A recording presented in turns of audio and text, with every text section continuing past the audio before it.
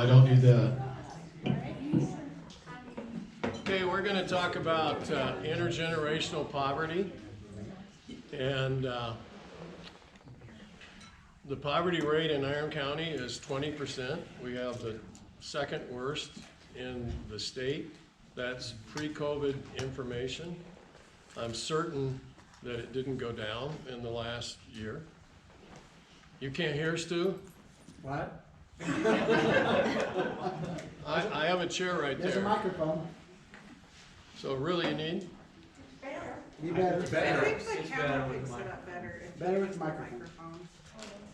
Oh, It was on already. And if you turn Okay. it on, it works better. You just gotta press and hold it for a second. Now we know the problem. There you go. all right. So we have a 20% poverty rate in Iron County, second worst in the state. The intergenerational poverty rate for adults is almost 5%. For children, it's 12%. The definition of intergenerational poverty is 2 or more generations living in poverty. The state, 5 years ago, when we first began to hear these statistics, when then Lieutenant Governor Spencer Cox came down, they actually stopped looking back at the 4th generation because at that point, it didn't really matter. And they challenged 10 counties to form an intergenerational poverty committee. And 9 counties did, and this is off the record, Gene. Mayor Maile Wilson and Heidi Miller, here, our guest, they took over the Intergenerational Poverty Committee in Iron County. Now, none of the commissioners active today were commissioners when that transition happened. But the organization chart was from the state to the counties, to the Intergenerational Poverty Committee. In Iron County, it's from the state down to Mayor Wilson and Heidi and the rest of the committee. So just to let you know that from what I've learned, we all owe Mayor Wilson and Heidi a great deal of gratitude for stepping in. I think you had about 2 weeks notice, right? Isn't that about it? 2 weeks notice to do a grant, yes. Okay. Okay. Oh, I forgot this is on YouTube. So you can write it down, Gene. Are you sure? Sure. Since you can go watch it and share it and whatever and that. So my impressions were this. I was shocked. I'd been raised poor. When I was 5, our house had a tin roof. We lived in Arkansas. You know, it does get cold there, and when it rains, a tin roof with nothing but the tin that you can look up and see, that's the top and the bottom, it gets pretty loud. You'd actually have to, during a gully washer, you'd have to stand out on the stoop so that, and try not to get wet, because you couldn't stand to be in the house as it rained. So I kind of get an idea of that. But I was lucky. I was lucky because I had parents and grandparents and whatever that worked hard, had jobs, wanted you to go to school, wanted you to succeed, and that kind of stuff. These kids today, many of them, they don't eat over the weekend. They get hit and everything. An interesting thing of COVID was domestic abuse cases went up. There were more because they were at home together. Child abuse cases went down. Now, why do you suppose that was? Well, it's because the people that watched the kids at school and at church and things, they weren't able to see and notice that.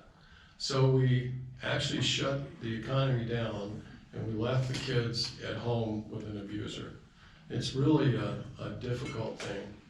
Now, a lot of good things happen. Mayor Wilson mentioned the grant. The grant allowed the school district to continue to, now interrupt me if I'm wrong at any point, Shannon, okay? To put a wellness room and a counselor in almost every school. I think one school shares one counselor, right? But otherwise, there's a counselor there for the kids that are undergoing this tremendous stress, I would say. It's gotta really be stressful.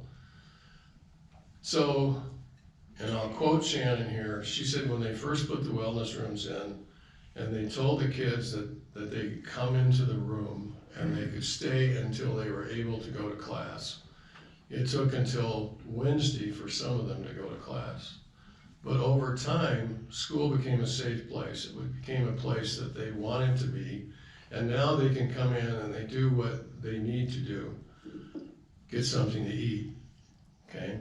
Because they're hungry. So every day, kids can go, if they're hungry, to these rooms and they can get something to eat. Now, you know, it almost makes you want to cry when you hear that kind of things. But it's a great thing. And to me, it's, you're teaching a child that you care about them, somebody cares about them, and that school can be a safe place that you want to be and you want to go to. So I think just that by itself is tremendous. Just, you know, but there are other things. So Belinda Murray was going to be here. I'm not sure what happened. I talked to her at least a couple hours ago, but she's at Cedar Middle School, and they have ambassadors, school kids that are taught how to recognize someone who's alone, who's maybe in trouble or whatever, that they're taught how to go in and befriend them. They don't let these kids eat lunch by themselves. And that goes on also at Canyon View Middle School.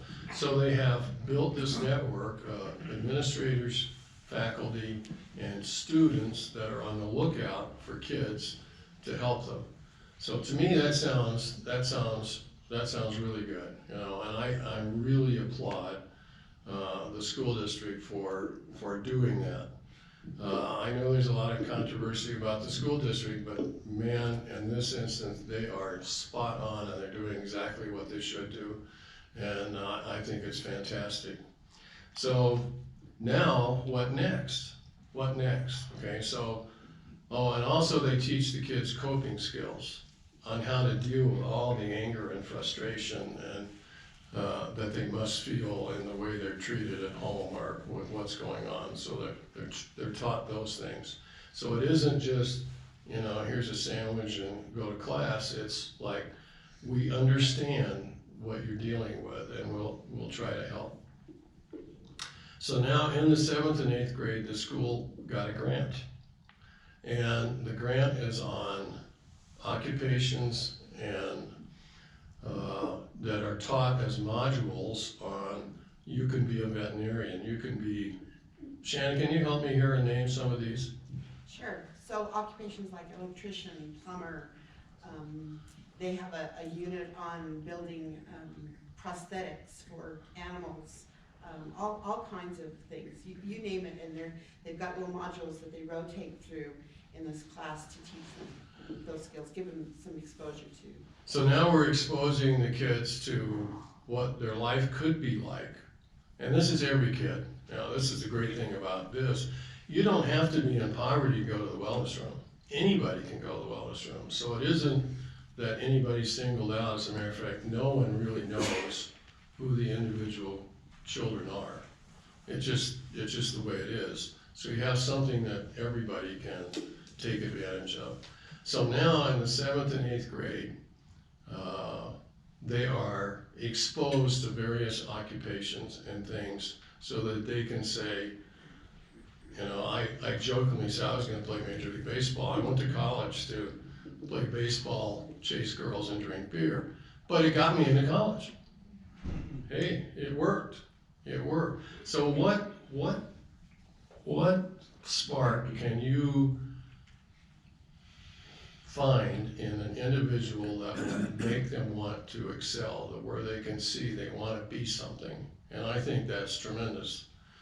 Now recently, we approached first Commissioner Mike Blake, and then Paul Cousins, and then Alma Adams, and we kept incoming Commissioner Marilyn Wood in the loop, and the county has funded $50,000.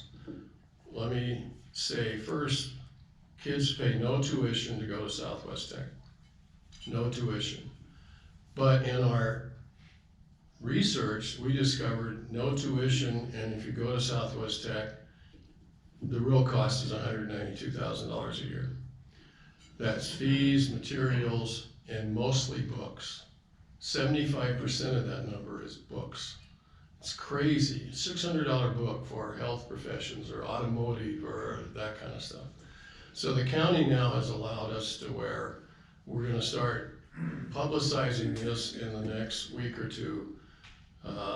So we have the $50,000, and that will cover the fees and materials and the testing, and a little bit left over to where we can start a scholarship for books. Now, I've already talked to Mayor Wilson, and there's no promises here, no pressure at all, Mayor, about maybe matching that with a new budget year beginning July 1st. Now, if we could accomplish that part, and maybe pick up a little bit more from Enoch and Parowan and some of the other smaller cities, then we could substantially reduce that cost. The ones that, so virtually free, we would say, okay, 7th and 8th grade, we expose you to careers and occupations, and now you can go over to the technical college free of charge, or basically free of charge. Many of the courses will be free because they don't have books and those expensive books and things. So we think that we're very close to reaching something that says to the child that's struggling and under lots of pressure, we care about you, we want you to draw through. Now, we're not saying every one of these kids should have a technical education, but with the dual enrollment at Southern Utah University, they're automatically exposed to that. And so their own desire and their own skill level and what they want to do will determine whether they achieve a skill certificate or whether they achieve a bachelor's degree at Southern Utah University. Now, first of all, no one has the dual enrollment like SUU and Southwest Tech. That's unique across the country. Now, no one else is going to have what we're doing. The beauty is we're a small county, and that we all know each other, and that we can all reach each other. If you have to meet with somebody, you can talk to 2 or 3 other people, and you can be in front of that person pretty quick. So that gives us a real plus, where I've lived in big cities, and you can't even meet all the people on your block. So we really have a great thing. Mayor, do you have anything you want to add? Sure, I can come up and kind of give the background and some of that. And Heidi. So, by the way, every Tuesday morning at 6:30, Heidi and I co-host a Intergenerational Poverty radio show on 590 KSUB, and we talk about a lot of things. So if you turn the radio on in the morning as you shave or as you scramble the eggs or that kind of stuff.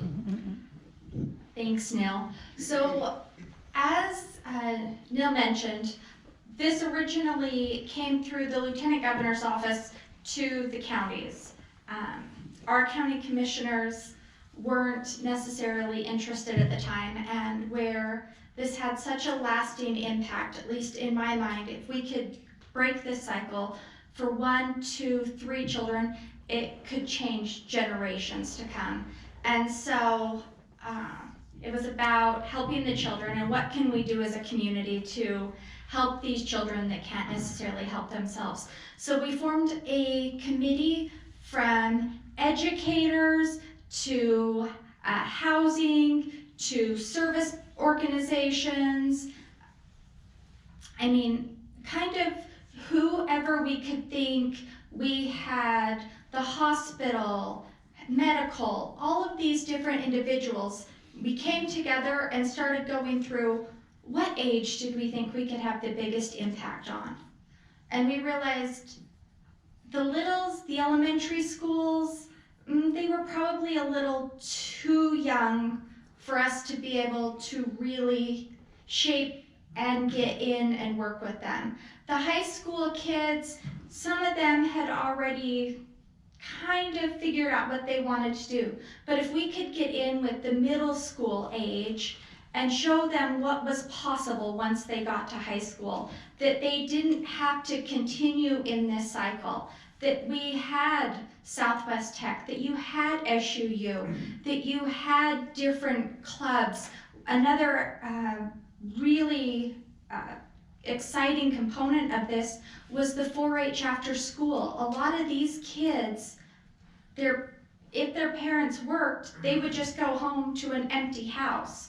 Well, if we could get them in 4-H or get them in some of these programs, then they could go get skills, they could be around people, they could get homework help, they could make positive friends.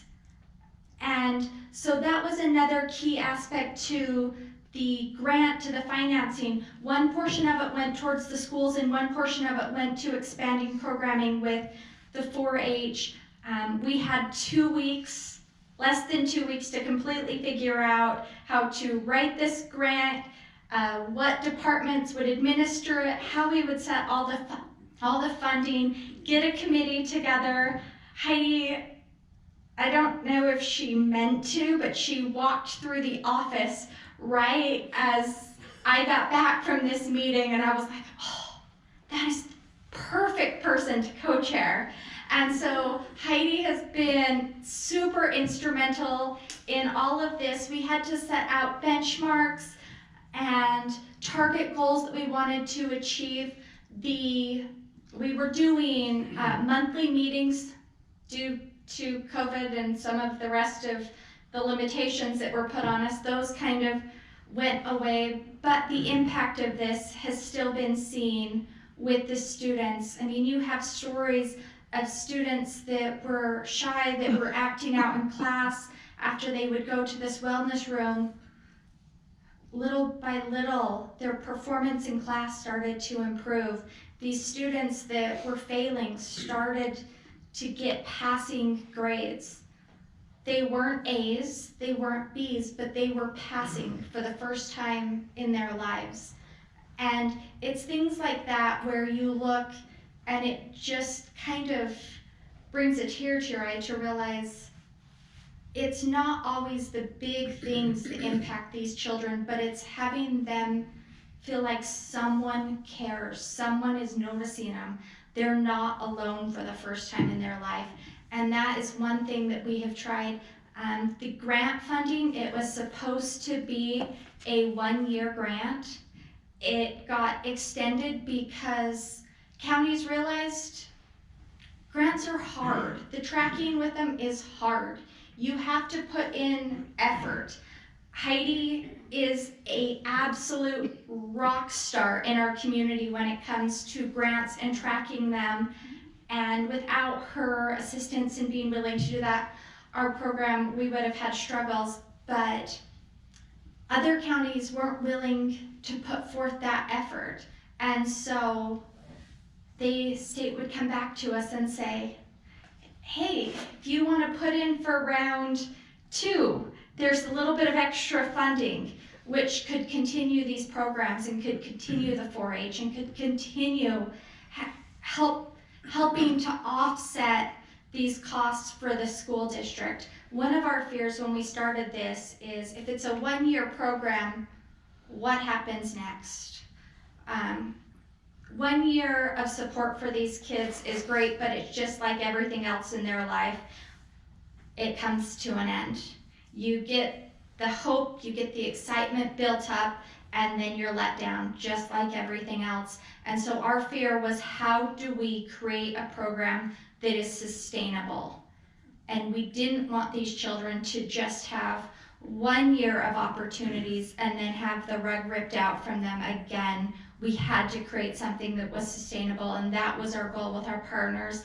And the school district has been fabulous in making sure that these programs and these opportunities for these kids are sustainable and they can keep going forward, and that these kids, hopefully, even if it is not all of them, that 1 or 2 each year their lives are changed and that then they can break the cycle so future generations don't have to go through what they went through. And Heidi can give some more explanation on. Well, sorry. Shannon, if I say something wrong, I don't want you to correct me because I'll get embarrassed. So Afterwards. if you'll just roll with it, then you can call me later. And that suits my personality better. Yes. Some people may not know what it is you do besides being over this committee. Would you introduce yourself for everyone's benefit? Yeah, I'm a magician. I work at the Cedar City Housing Authority, and I've been there a long time. I love my job. We do low-income housing, which is a variety of things. You've all heard about the HUD programs where people can go out into the community and find a place to live, and then the government pays part of their rent based on their income. So we administer that program. We also own a lot of housing units, over 100, and the rent, some of those, the rent is based on your income, meaning you pay 30% of your income. Other units just have a set lower rent amount, so if your income is between, say, 20 and 30,000, you pay, X number of dollars. 30 and 40,000, you pay X number of dollars. So there's a lot of different types of low-income housing, and it's complicated and boring, but I really like it, and we're fortunate in that our office is located right in a building where we have some housing. So I get to experience firsthand the joys and displeasures sometimes of people that rent apartments from you, because it can be a tricky game sometimes. So that's what I do. And I appreciate so much the mayor's kind words, because she was the one that brought all of this together, and I was kind of hanging on her coattails, as everyone does when they work with her, because they know what a great leader she is. But it was a good and interesting experience, and I can tell you, in my career at the Housing Authority, which is 20 years plus, I have never experienced a grant that was more painful than this one. It was very complicated to come up with a plan with our committee, and then to document the outcomes and to make the outcomes sound positive, because we had to track middle school kids was the target group that we identified, and to track those kids and make it come across in a positive light, because maybe you have kids that were never attending school and never going into class at all. Well, then you increase where they go to the champs room and then they go to class 2 or 3 days a week. Now that's a huge improvement, but it actually showed up as one more kid that was only attending 2 days, because we weren't tracking. I didn't see it going into it. We weren't tracking people that weren't on the charts at all. So some of the things that I felt like in my heart were really positive outcomes was difficult to quantify in the reports, because if they were not showing up at all for school and then suddenly they're showing up and getting D's or F's, it made everybody's GPA drop. But the beauty of it was they were actually attending school now, or they were coming, or they were spending more time in class than they had before. So that was a wonderful thing. I'm going to back up just a little bit. Intergenerational poverty is a term that's going to be thrown around a lot, and it probably will be a lot more. But it means that the state of Utah is tracking you, and it means that your family or you yourself have been on generational welfare listed in more than one household, which means you were probably a dependent, maybe for food stamps for a parent, and then you were listed again as an adult with dependents of your own. So in the welfare system, you have 2 types of people that are receiving assistance. One is situational, so a death, a job loss, disability, something of that nature, where you may go on some type of assistance, medical, rent, something that the state is monitoring. You may need that type of assistance. And then you have generational, which is this group of people that are continually on the system. So the key of the grant was to elevate this group of people. One thing that we left out, though, when we were talking about the grant is one of the factors was that you had to target kids in school age kids. So your oldest participants had to be 17 to preschool age. So it was kind of like they wanted you to solve the problem but not work with the parent, which made it even more interesting. So I think it went well, and I think we made a lot of changes, and I think we did show a lot of middle school kids things that they would have otherwise not been exposed to, and we for certain made them aware that wherever they want to go with their life and whatever they want to do, that it's possible and they can get the help to do that. So I think that was a huge factor.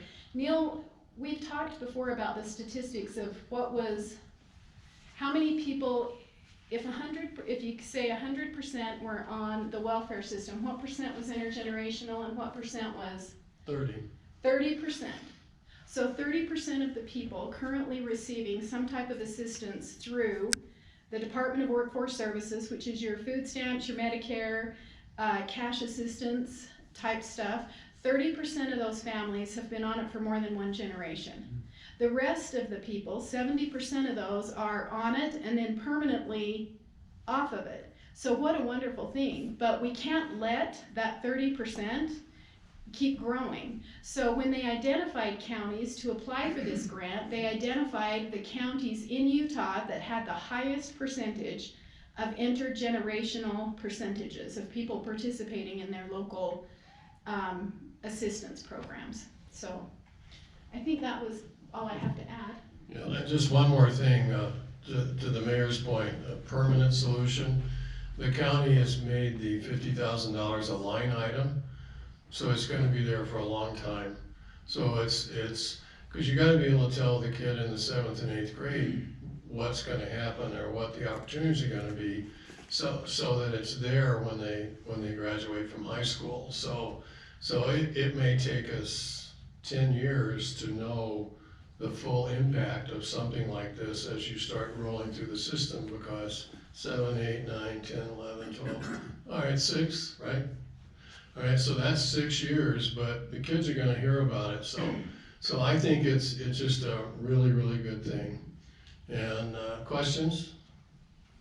I'd like to hear from Shannon about the school's role in this with their wellness rooms and whatever. I'm sure she's got lots of things she could add. I do.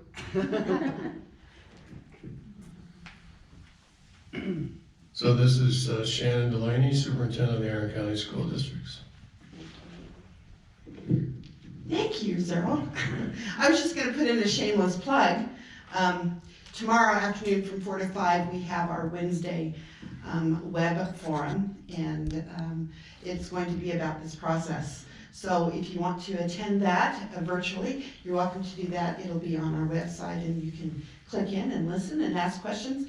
Karen Johnson helps to facilitate that as our Community Connections Coordinator. So anyway, this has been a wonderful partnership with the city and this grant. It really does fit into our social emotional learning process that goes on district-wide from preschool all the way through 12th grade. So we have these wellness rooms in every school, elementary through high school, places where kids can go and take a time out. Many times they come to school not ready to learn, and this gives them a place to go, or they have something happen during the day and that causes them anxiety. So they're able to go to these wellness rooms and take a brief time out, get themselves together, get to a place where they can learn, and then return to the classroom. So it's a wonderful thing. There's curriculum that goes along with the learning process. It's just begun to be implemented in our schools, and I would encourage you to find out all that you can. And tomorrow's forum will be a good place for that. Yes? Shannon, how are the kids told about this, or their teachers say you gotta go to the wellness room, or what do you do? Right, so all of our incoming kids to the school are taken on little tours of the wellness rooms, and so they get to see it. They get to play with some of the manipulatives, preschool and kindergartners and elementary kids. Middle school and high schools, they go through it with their counselors and our licensed clinical social workers. So they're given an exposure to the room before they need it. That's the goal. good question, yes. Is it me? Okay, Yes. sorry. I didn't know somebody was. You're fine. So how are parents involved in this? Are they involved, or like do they get to encourage their kids? Like how does that, because Heidi made a comment as far as how do you solve the problem without talking to the parents. So I'm just curious what role the parents play in that whole thing. Exactly. So if a child is referred, parents are notified. So the parents know what's going on. Parents are always welcome in our schools to come and visit, sit and watch, those kinds of things. It's a pretty amazing process. We have some great people that are facilitating those rooms for those kids. So yes, it's for those who have special needs, it's a part of their IEP process. For those who are not, it's just a part of their regular intervention process. So we have academic and behavioral interventions, and we know that they go hand in hand. If a kid is having issues behaviorally, they have a really hard time learning. So we can't have one without the other, and we've learned that through this process. We knew it, but it's been validated for us. Thank you, good question. Yes? Okay, you just mentioned the facilitators that are in those wellness rooms. Can you give us a little information on those people, what their background is, what, anyway, I'm Sure, curious. sure. It's like a cool job. So it's a co-facilitation, no, great question, thank you, Christy. It's a co-facilitation, so we hire behavioral coaches who come in to facilitate and to man those rooms, so there's always somebody there throughout the whole school day. They are trained by our licensed clinical social workers as well as our counselors. And if a child comes in and they need more than that behavioral coach, then there's a social worker or a counselor that's immediately contacted. Great question, thank you. Yes, Sue? I was wondering, since the advent of the wellness rooms, have the incidents of bullying decreased? Because what they do at home goes to school, and this would help in that, I would assume. Yes, and in fact, we're collecting data. We have a tool that's called Educator's Handbook. So every time a child comes into the wellness room, and this data is kept at the school. Every time a child comes into the wellness room, it's recorded the why. Why are they here? What's the incident? Just one example, East Elementary's had some huge success. They were one of our first implementers. They went in the year before they implemented their wellness room, they had 54 referrals to the office, and half of those were for bullying, teasing, that kind of thing. In the second year, they had 0 referrals to the front office. Pretty amazing process. The numbers have, and you'll get that same kind of data at every school. Can I add one thing just for Sure. this? So when we talked about writing a grant and it involving students and all of that, one of the hardest parts, but also one of the best parts, and I can actually come up there so you can hear me. Okay. Was we never knew the names of the students. We never actually knew the number of students. So we would work with the schools to help the principal, the teachers, they can give you their best guess how many students would fit into this intergenerational poverty category based on free and reduced lunch and all of these. But we never once knew the numbers, the names, or any of those. So none of student privacy data, any of that ever came to us, came to our committee, went back to the state. It's been the hardest, but the best part was trying to track, and that's why we decided the best thing that we could do was implement a program where we didn't necessarily care if you were IGP and you used the service. It was great if you did and you fit in that category, but if it could help a student that wasn't, all the better for that student as well. So that was one really kind of important thing. It made our lives and Heidi's life 100 times harder, but it kept those students and their personal information with them and with their families and all of that. So none of that got out because I mean, you don't, Because we don't let it. because you get out. don't let it and you don't want it to.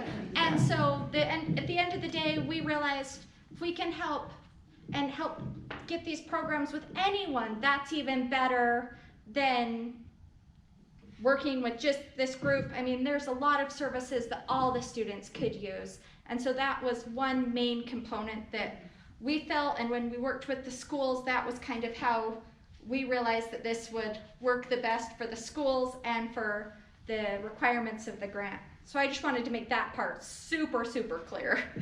Me too, ditto, yes. We don't share data. Confidentiality. Yes, with anybody. It stays with our kids in our schools. Okay, thank you for the opportunity. This has been an absolutely wonderful and enlightening program.